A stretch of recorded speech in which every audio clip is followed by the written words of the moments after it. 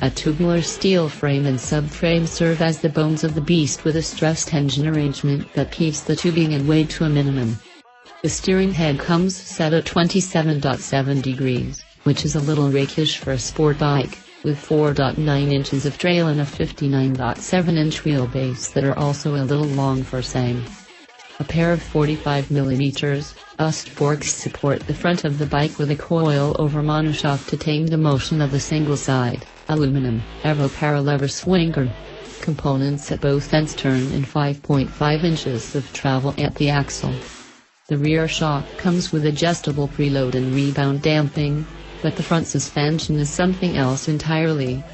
Beemer's dynamic electronic suspension adjustment feature reads the road and lean angles to deliver instantaneous corrections to the ride quality, and it comes with two different modes: road for general purpose settings, and dynamic for a firmer setup. The base model R1200R rolls for $14,345, which includes ABS and automatic stability control. Adding the option packages can push that to $18,295.